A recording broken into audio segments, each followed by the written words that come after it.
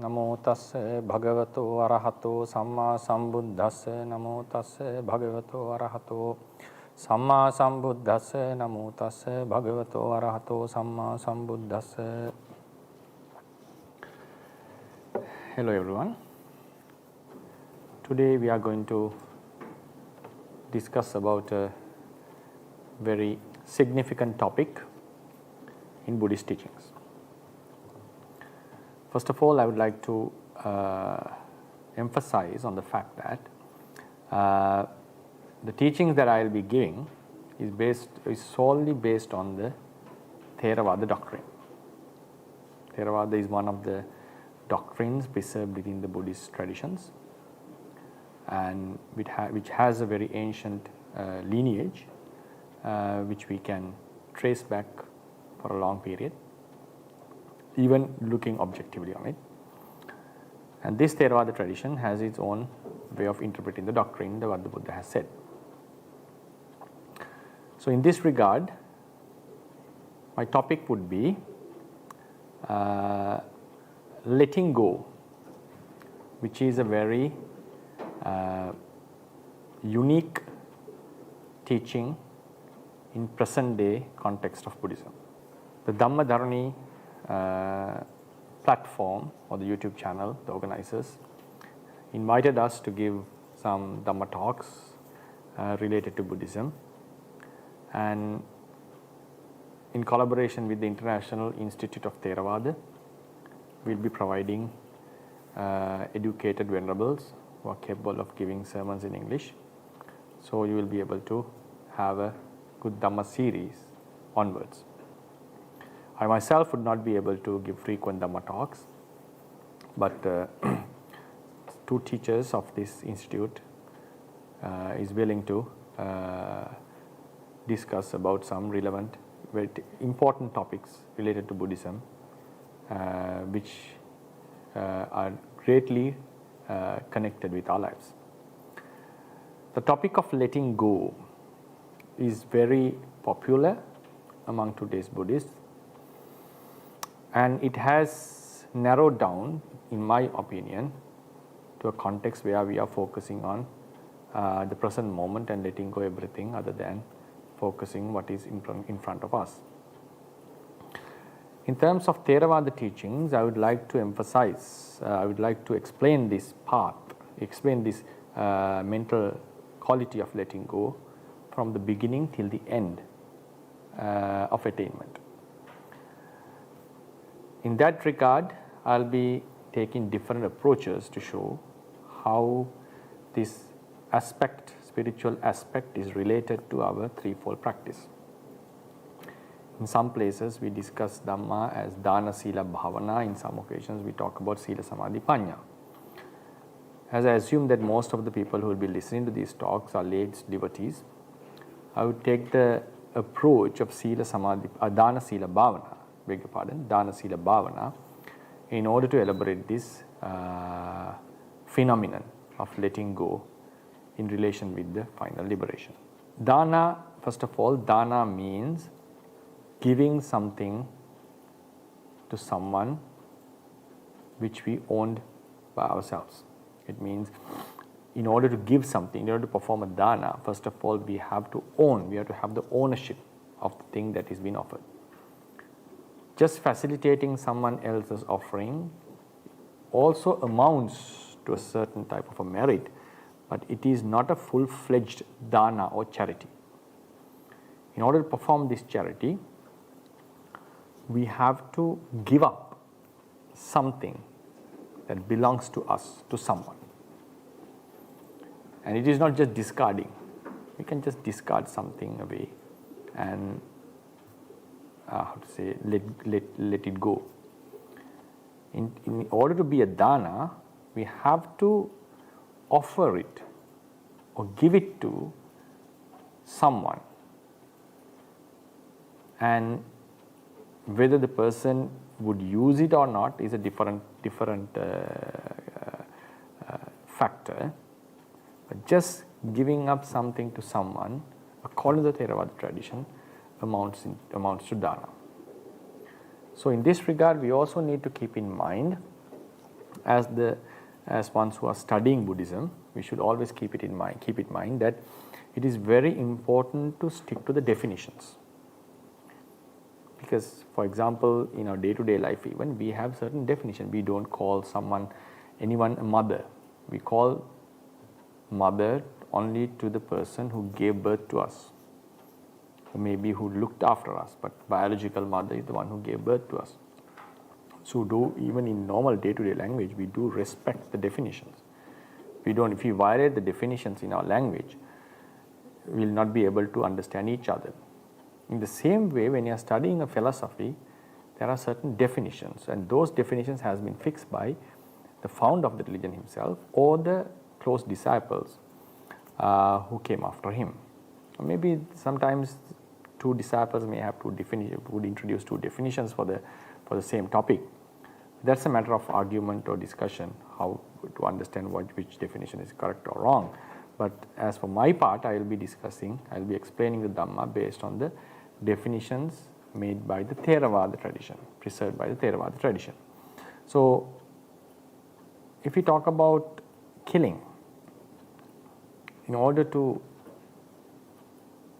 for an action to amount to killing, 5 factors have to be completed. That is, it has to be a living being. The person should know that it's a living being. There should be an intention of killing and strategizing verbally or physically, and the death of the living being due to the strategy that we have employed. Only when these 5 factors are completed, killing becomes a full-fledged akusala karma, a complete akusala karma.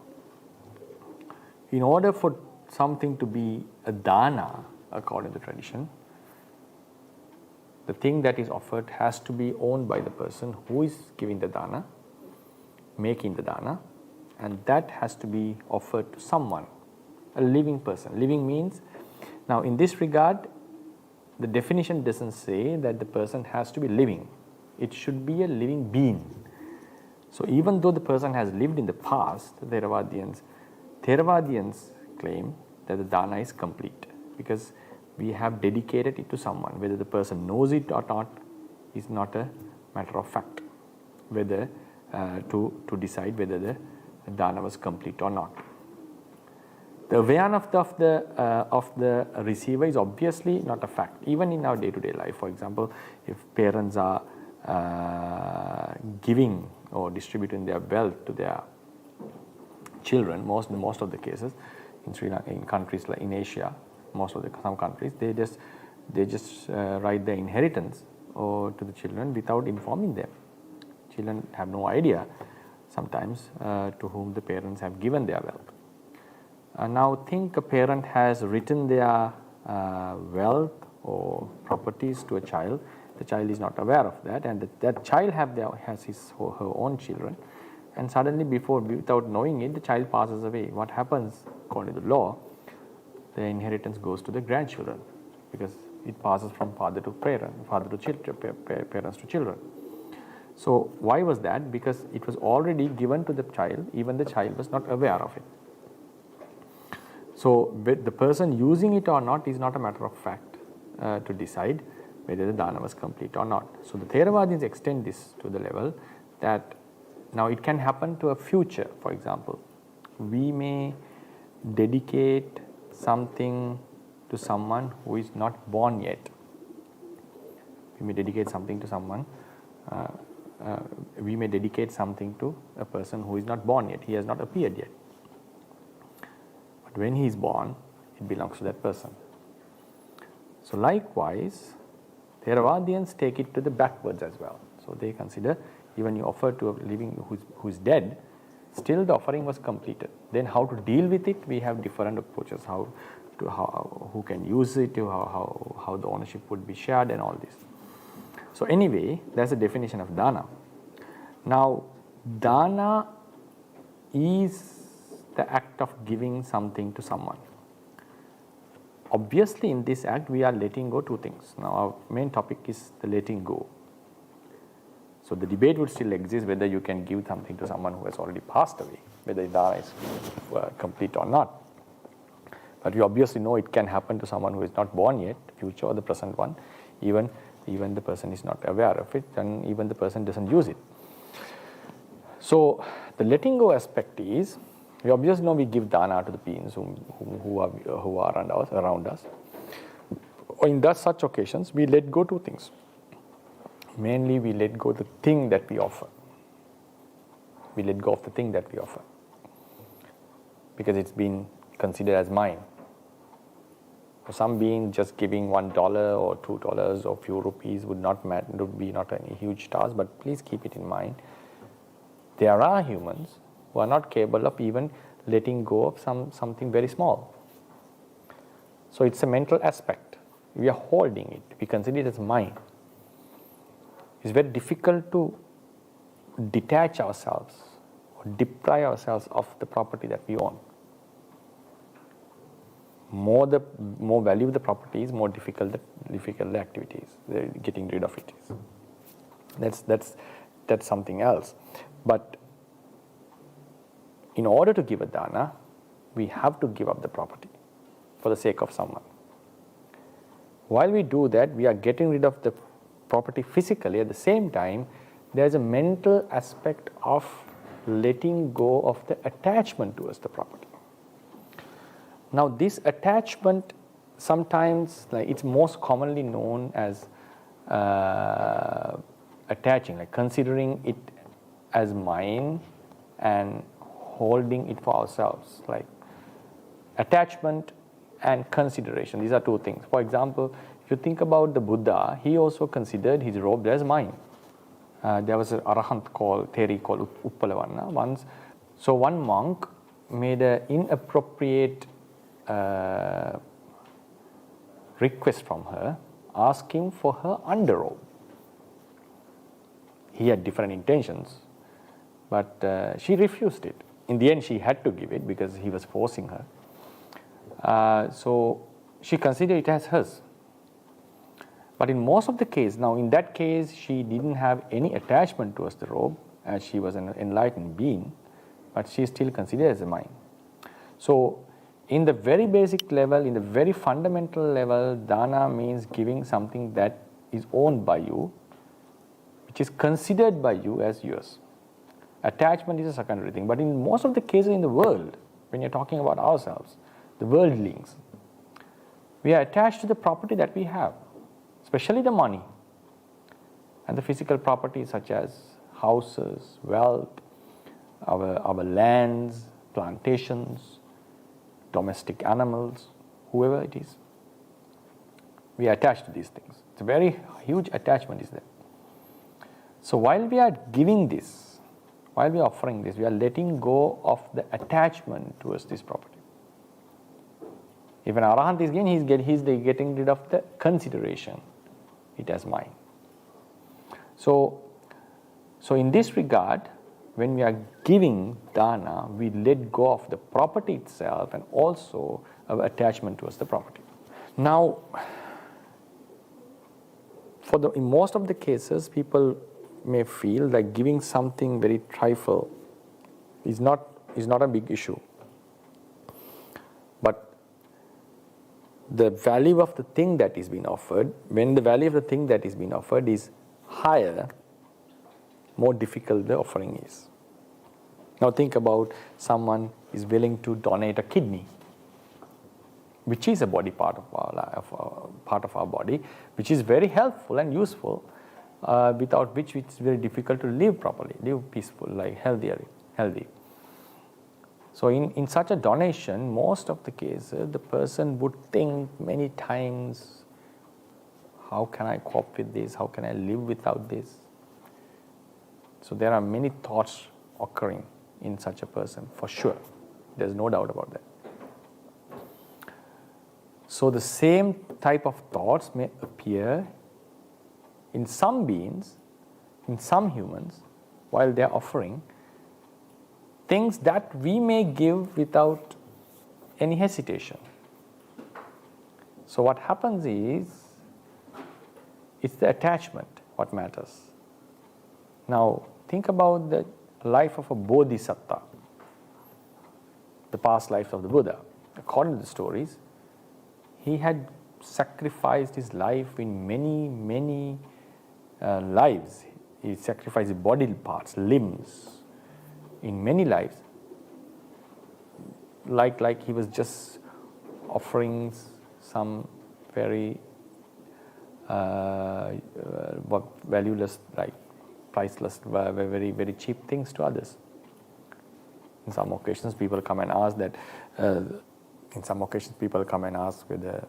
the person he's hungry or he has nothing to eat, and if the bodhisattva doesn't have anything to be given, and if the person is in need of some flesh or something, so there are many occasions that he cut his flesh and offered the person. Offering is always good. We consider it as a nice activity. So he was a person who could offer his flesh. Now, it's unimaginable for us. How could such a being do that? But for him, it was nothing. So, for us, maybe offering $1, a few rupees would not be a huge thing. But please consider, there are certain beings, certain humans who are struggling even to offer such small thing. For the bodhisattva, offering some piece of flesh would be nothing compared to what he has done in the samsara. But for us, it's a huge, huge operation. We may not even think in this life to offer some body parts to someone. So therefore, the difficulty of dana depends on the difficulty of letting go of the attachment towards the property or the thing that is being offered. So dana is the basic level of letting go of things. Then moves into sila. In sila, we get rid of our physical and verbal ill behaviors, bad conduct. So this is also a letting go. What do we let go? We let go of our behaviors, our habits, which are not healthy to us in our spiritual aspect. Dana is getting rid of the thing that we offer and also the attachment towards that. Yeah, we just let go of it and we may try to forget it. There sometimes we may miss the thing that we offer, but it's still you can cope with it. But when we are dealing with sila, the letting go is much stronger. Why? We have to prohibit ourselves from performing our habits, certain habits that we came into a conclusion that is not beneficial for me and for others. So, in that regard, because the consciousness is always with you, the urge to do such activity recurs again and again. It's very difficult to suppress. You cannot get rid of that because you are always with your thoughts. So, and sila is not something that you perform like dana and you just forget about it and stays away from it. Focus on some other activity. Since consciousness is always with you, wherever you go, that urge may come up. So that letting go has to be done with a lot of mindfulness. There should be a lot of effort, a lot of energy, endurance in order to continue in this process. So sila in sila, we let go of things, we let go of our habits, which is indeed a very, very daunting task, I would say. More the sila, the number of precepts we are protecting, more the difficult the task is. Now, lay people mostly follow the 5 precepts as Buddhists. Even that seems to be a huge burden in lay life for some. Now think about a samanera who is practicing 10 precepts, and it can be increased or it can be elaborated at 109 precepts as a samanera. A monk would practice 220 main rules and thousands of other minor rules. So they have to be very aware and they have to get rid of certain habits in order to keep these precepts, and that's for their own benefit. So anyhow, keeping the precepts is getting rid of certain habits that we have considered something not useful to us. Now, normally, think Think about a mosquito landing on your body and start to extract blood from you. The habit is just to crush it, to get rid of the pain. But after someone has become Buddhist or learned that it's a sin, it's a bad deed, they would feel to restrain from that activity. So then when a mosquito flows in, he or she has to be very mindful not to do that. The temptation is there to do that, but it has to be prevented. Now think about sexual misconduct. It's a very appealing activity for some. And one who has got used to that, it's very difficult for them to stop. So in order to prevent this, in order to stop this, he has to control his or her urge towards the lust.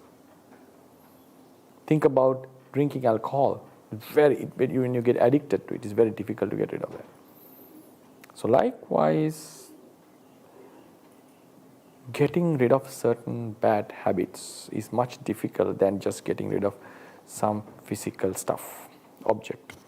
Because since the consciousness is with you, since the emotions are with you, you always have to keep them at bay and do your day-to-day activities.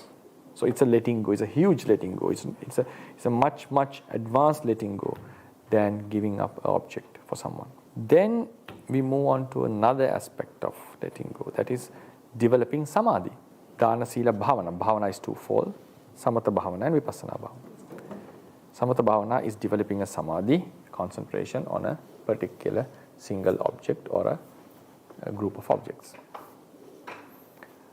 So a person who is protecting the sila may still have some thoughts that are not very conducive to the spiritual practice. Now, always keep it in mind, why do we follow this dana, sila, bhavana path? In order to attain a liberation, which we call the nibbana, and a state that has to be elaborated to explain very deeply. So, path is the final goal. We have to walk on this. So, in order to reach that level, you have to let go of certain things. And so there are certain things the Buddha and the spiritual leaders have listed that these are conducive to your spiritual practice and these are not. Some are detrimental. So we have to get rid of the detrimental stuff and cultivate the conducive stuff within ourselves. So a person who has developed or established himself or him or herself in a proper conduct called sila may not perform certain physical and verbal activities which are against the ethics or which are not helpful to his practice, but still may entertain some thoughts related to lust, thoughts related to anger, maybe to doubt, related to doubt and so forth, and still it's better that he doesn't break the sila, but still his mind he may have some certain pleasures within mind and also may do some certain physical and verbal activities that are not against the basic set of rules, precepts. But in order to reach the higher level, the next level of the practice, which is called samadhi, developing samatha meditation, he has to get rid of all these thoughts even. In this regard, we have to say, according to Theravada teachings, developing samadhi is not becoming a thoughtless person or not becoming a person who does not think about anything.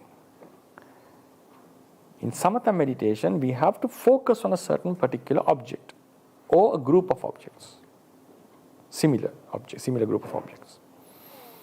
For example, the 32 body parts is not a single object, the 9 attributes of the Buddha, but the breath would be a single object, similar, like one can say it's in-breath and out-breath, 2 objects. When the nimitta appears, it's just a single object.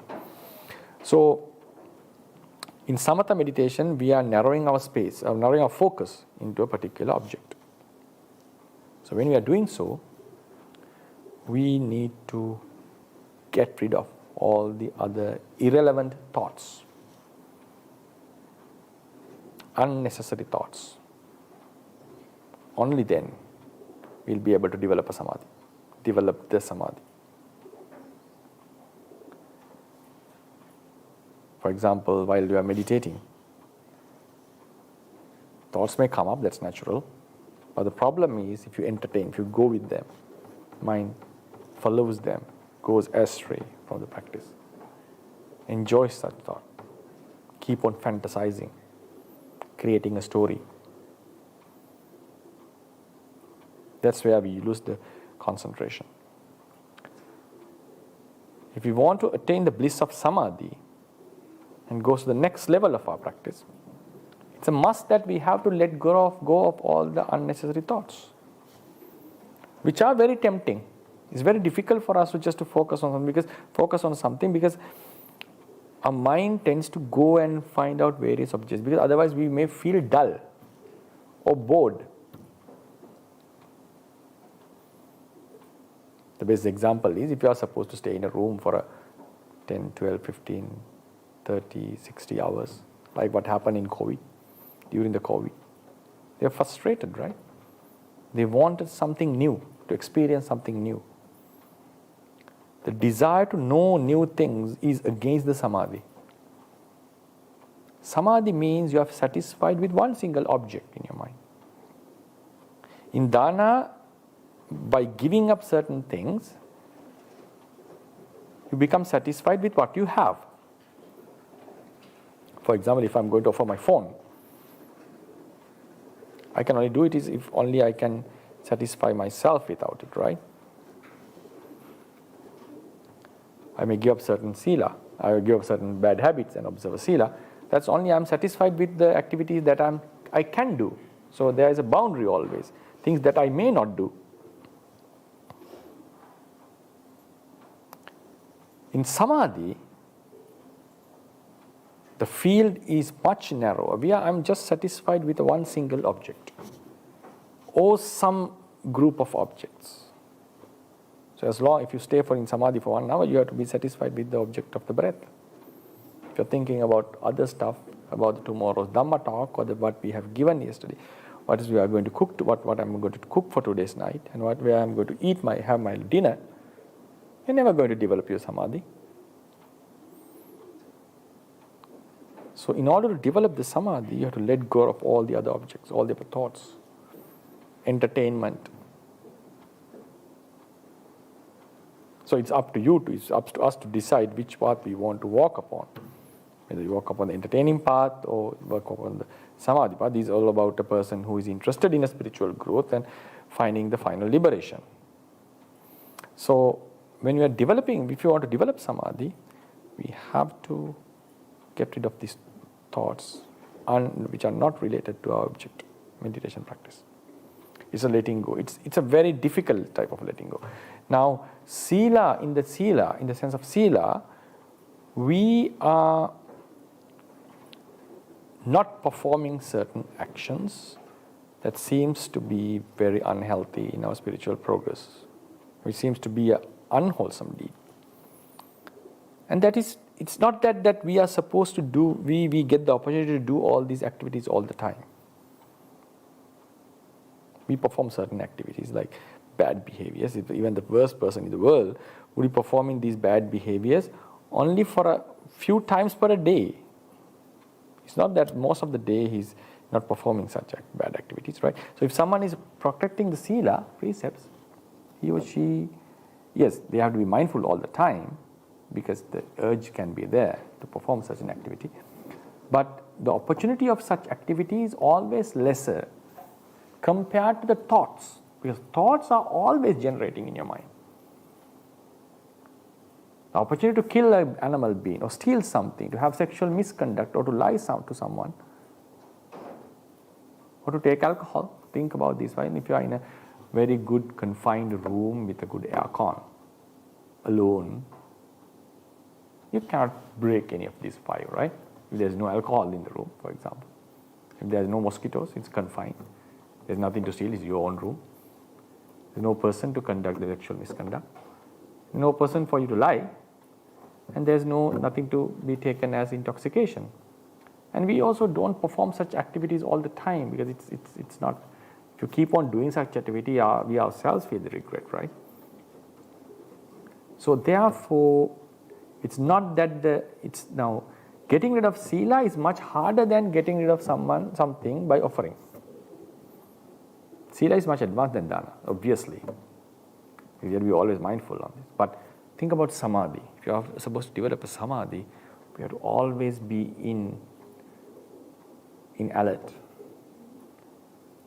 not to get into this, to entertain these wrong thoughts,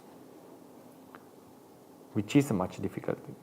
Now, then one can argue, how about you are just practicing for 1 hour per day or half an hour per day? Is that the only period that we are not supposed to entertain our thoughts? No. If you want to develop a samadhi in your life, it's not only during the meditation sitting that you are supposed to get rid of wrong thoughts. We need to keep a very healthy thought pattern throughout the whole day. Otherwise, the level of samadhi would drop down. Your capacity to enter into higher samadhi drops down. Now, I think some of you have heard about some yogis losing their jhana. None of them lose their jhana while they are in the jhana. They lose the jhana while doing some other activity. Maybe walking and see someone and the lust arises. Fear arises hearing some sound. No one loses the jhana or samadhi while he or she is in the samadhi. After they have emerged from the samadhi, the normal activity, a thought comes, a lustful thought comes, and they lose the opportunity, lose the capacity of getting back into the samadhi. That's what they are losing. That's called losing the samadhi. Losing samadhi is not the samadhi is rising and passing away. It's not the passing away of the samadhi which has arisen. It's a natural phenomenon. Losing samadhi means you lose the capacity, your ability to go into samadhi as you used to do.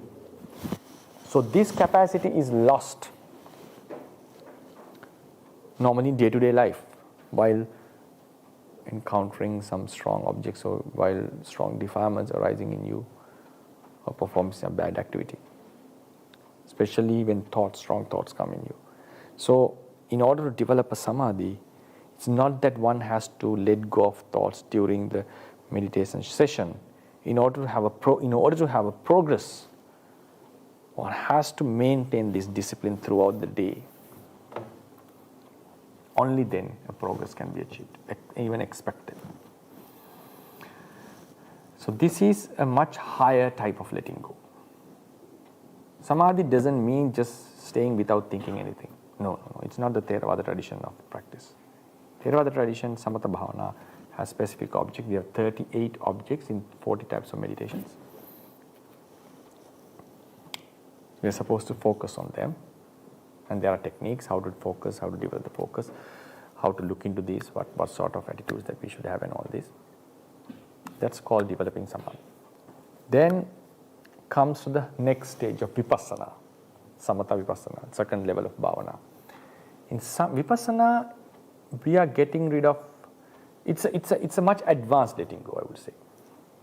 Because in samadhi, we cannot entertain, we cannot have thoughts, appealing thoughts that are causing defilements, or we cannot enjoy the defilements within ourselves. We have to get rid of them and focus on our object, and also we have to consider the bad effects of defilements and detach ourselves from them. But in a samadhi, a high state of samadhi, even a person comes out of it, and while he's in a good state of mind, immediately after samadhi or when the day is very pleasant, when the mind is calm, he or she may enjoy it. He may or she or get attached to this. Especially we call bhavaraga, attachment to the jhanas. It's natural when you have a very high blissful experience in your spiritual aspect of the life. You get attached to it. That's why even Brahmas are attached to their life. And that attachment is very subtle, and it can be very strong even. That's why a person becomes sad when he or she loses his meditation bliss. So just practicing samadhi, you have to be very disciplined. At the same time, you may still enjoy the samadhi. You are not supposed to enjoy sensual thoughts, but the thoughts about the samadhi, appreciation, the mana, these things are not detrimental. Detrimental means they are not going to make you lose the samadhi. It's not going to destroy your samadhi. But when it comes to vipassana, even that spiritual bliss that we are experiencing cannot be considered as so valuable. In vipassana, the discipline is very strict. Whatever object you get, whatever object you think of, you have to consider it as a non-self entity, not as I, not as mine, either as impermanent, a reality which begets suffering, a non-self reality, reality which is caused by causes, conditioned reality, realities that arise and passes away, realities that are opposite of the unconditioned bliss of Nibbana. So consider them as roga, as a sickness, ganda, as a boil, salla, as a sort of a rod that has gone through our body. These are metaphors. So always think. It's maybe you may think is a negative way of thinking. No, it's just considering the truth of the world.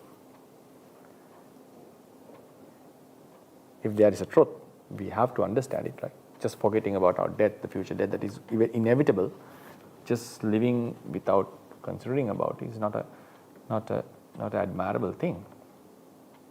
Especially if you have a rebirth. For example, someone may take some drugs and completely forget about the hardships in his life and spend his life like in the clouds for a certain period. One who is aware would know. He's just forgetting about trying to forget. He's just trying to live in a different world. But as after the effect of the drug is gone, he has to face the reality in the same way. Even though we don't consider it about the true natures of the life, its effects will be felt, effects will be felt. We would surely get sick one day, get old and die one day. So considering the real aspect of the life is always considered something higher, valuable. So in the vipassana practice, even the samadhi, which is very, very blissful, which is very, very appealing to the spiritual mind, has to be dealt with proper intellectual understanding. Intellectual means wisely, even using the knowledge of the book and applying it and seeing how it's impermanent, suffering and non-self. So whatever the object you may get, even the present moment, or even you think about the past, as Buddha has mentioned, when you think about the past, you have to consider in terms of vipassana. The nama rupas have passed away. Whenever you see someone in vipassana meditation, you have to not to consider him as the mother or father or someone whom you like, just as bunch of nama rupa. But having a samadhi, you may just have a very peaceful and good association with others. It's not very relevant that you have to consider them as nama rupa and so forth and get rid of the subtle attachment towards them. Subtle means like considerations and all this. But even just to yourself. But in vipassana practice, you are practicing vipassana meditation, yourself, others, even the samadhi that you experience has to be considered as a phenomenon of nama. So therefore, the discipline is very higher. Vipassana, he becomes very serious. You have to let go of entertaining yourself with samadhi, even. So it's a very higher level of discipline, and the letting go is much harder. Then comes the final level of letting go, that is just removing the defilements. That defilements is the removal of the uneradicated defilements that remain latent within us, which we are not aware of in that level. Now, while we are giving a Dhamma talk, we are not aware that there is a latent ignorance or craving within us, which we call the anusaya. One cannot just get rid of that. In order to get rid of that, we have to keep on understanding again and again, like in vipassana. So the ignorance that we possessed gradually reduce. Now think about someone who is under counseling for an experience that he or she had in the past, in the beginning of his life. A child who was strongly, who was scared of some sudden incident, or who had a phobia or some reason, has some phobia or something because of some incident that he or she had, or because of a child abuse, whatever it is. So if the incident was not properly dealt with, even at the latter stages of the life, the person may have difficulties in coping with similar situations. And we know there are such many occasions, many incidents in the world. So what happens? We see abnormality in the person and we take him to the psychiatric, and he starts to do the counseling. So can it be removed? The psychiatric would say, just forget about it. No, it cannot be removed. He would not say not to think about it mostly.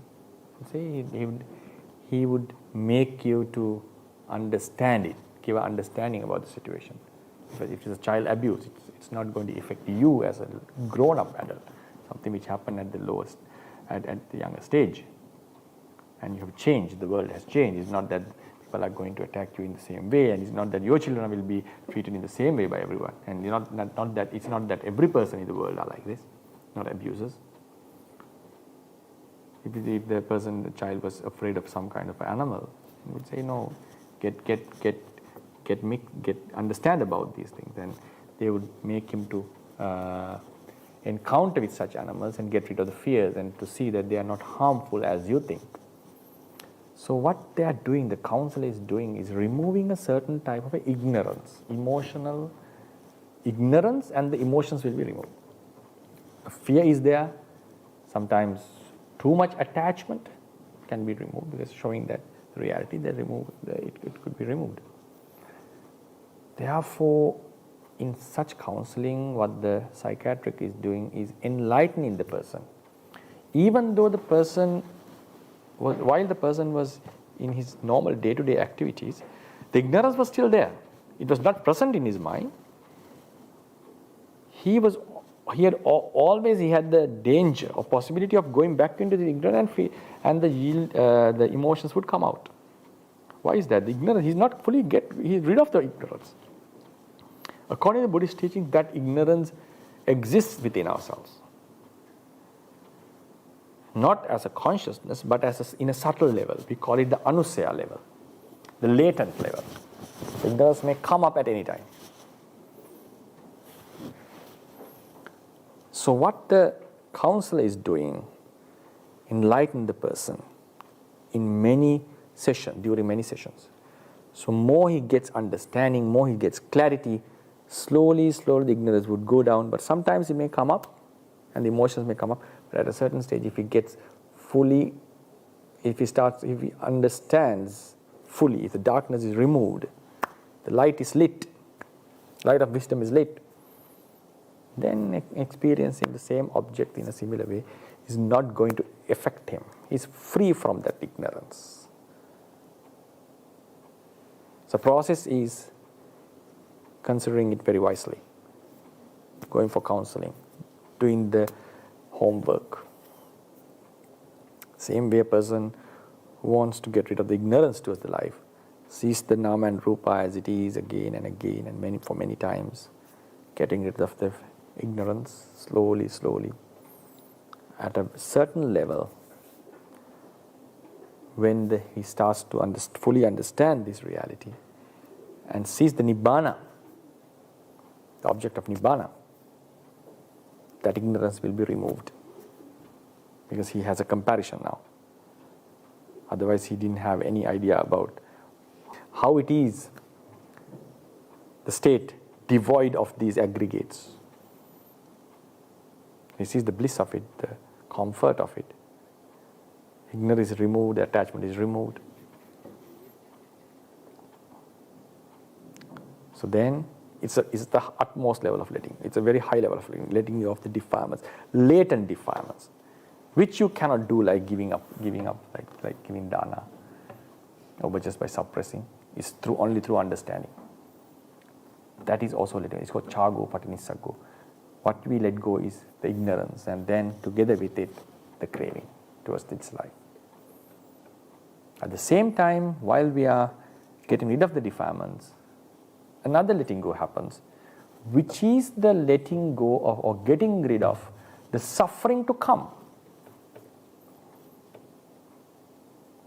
Then you would say, okay, why are we why is it necessary to let go of the suffering? Because if something is suffering, we are not holding it. None of us want to fall into suffering. But the thing is, when I say the suffering to come, to us it's not felt as suffering. Think about the lives that are supposed to come. We like to be a deva, to enjoy the pleasures in the deva realm, to be born as a prince in the royal family, maybe in Britain or whatever. Many would have such thoughts, even though they don't express this. Some may have thoughts of being a deva or enjoying the pleasures in the next life, because it's very difficult for us to imagine of a state where the consciousness is no more, the nama rupa is no more. We fear that actually. If someone doesn't have a proper understanding of Dhamma, he fear the most the Nibbana. Nibbana is the most dreadful object, it appears to be. So, opposite the life, bhava that is to come, we are very much attached to that.